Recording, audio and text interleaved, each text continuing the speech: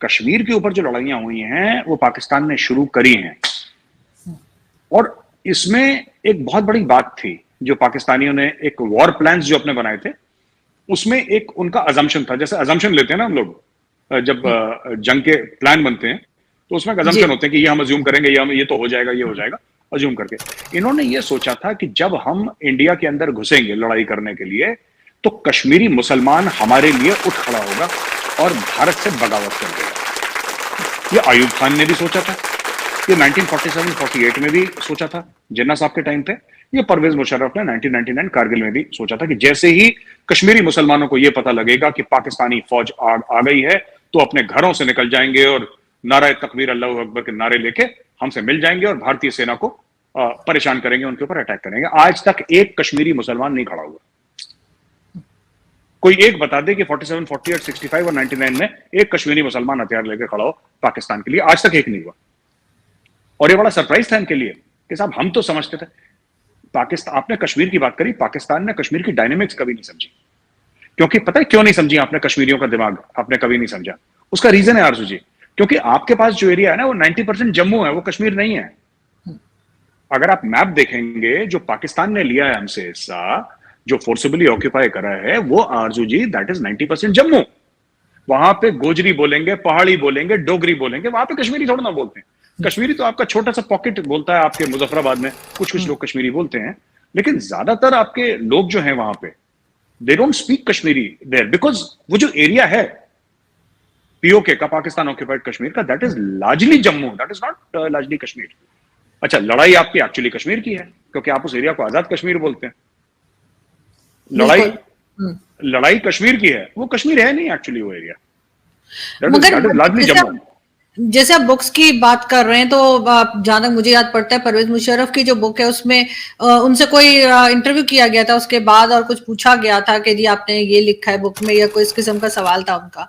वो exactly question मुझे याद नहीं, लेकिन ये कि उनसे पूछा गया था, इंटरव्यू मिल जाएगा यूट्यूब पे शायद, तो उन्होंने कहा नहीं मैंने तो ऐसी कोई बात की नहीं। तो उन्होंने कहा आपकी तो बुक में लिखा हुआ है, आपने खुद बुक में लिखा है। तो इन लोगों को तो खुद मालूम नहीं होता इनकी बुक में क्या लिखा है, तो आप कैसे बिलीव करेंगे कि जो कुछ लिखा है, चाहे वो परवेज मुशर्रफ ने लिखा हो या किसी ने, तो वो सच में उनको पता होगा या उन्होंने ही लिखा है।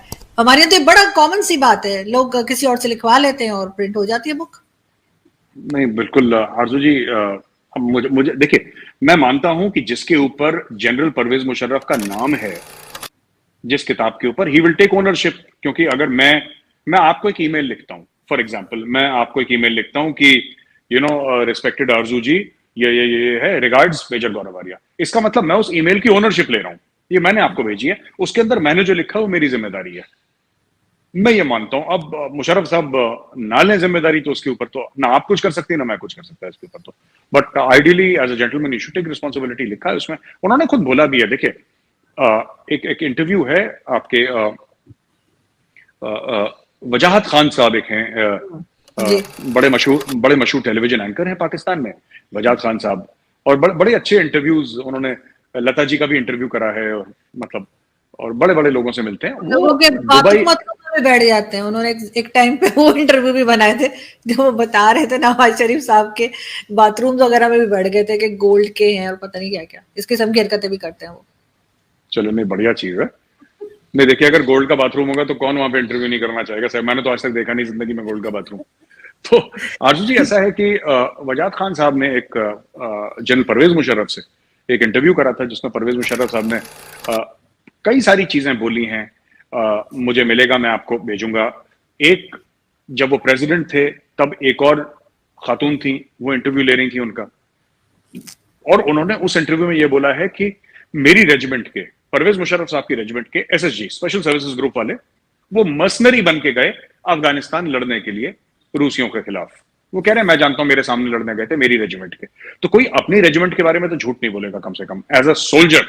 अगर आप ये कह रहे हैं कि परवेज मुशर्रफ साहब ये कह रहे हैं कि मेरी रेजिमेंट मर्सनरी मतलब भाड़े के जो फौजी होते हैं जो पैसा लेकर जाते हैं, वो पैसा उन्होंने लिया और फिर पैसा लेके वो लड़ने गए अफगानिस्तान। तो ये प्रोफेशनल आर्मीज ऐसा नहीं करती, you know, you don't do this. मैं आपको बता रहा हूं, मैं ये नहीं कह रहा कि इंडिया हर जगह साफ और पाक है, इंडिया ने कोई गलत काम नहीं करा, मैं ये नहीं कह रहा आपसे, क्योंकि हर एक मुल्क अपने फायदे के लिए गलत काम करता है। अमेरिका हो, इंडिया हो, पाकिस्तान हो, चाइना हो, रशिया, कोई भी हो, अपने फायदे के लिए गलत काम करता है। पर मैं ये आपको कह सकता हूं कि इंडियन आर्मी ने गलत काम नहीं करा। ये नहीं करेंगे नहीं, कभी, ये इनके दिमाग में बात नहीं आएगी कभी ये करना। नहीं, बड़ी अच्छी बात है। मेरे ख्याल है ये चीज जो है वो पाकिस्तान को सीखनी चाहिए इंडियन आर्मी से। लेकिन सर साथ साथ आप लोगों को, अब क्योंकि आप ट्विटर पे बहुत एक्टिव हैं, तो ट्विटर ने जो है चैलेंज किया है, आप लोगों ने कुछ कहा है उनको कि जी ये कंटेंट ना आए या ये पोस्ट ना आए, कुछ इस किस्म की बात हुई है? तो ये तो एक तरह से पाबंदी नहीं लगा रहे आप लोगों के ऊपर कि वो बात नहीं कर सकते, या फ्रीडम ऑफ स्पीच जो कहलाती है? हाँ बिल्कुल पाबंदी है, होनी भी चाहिए।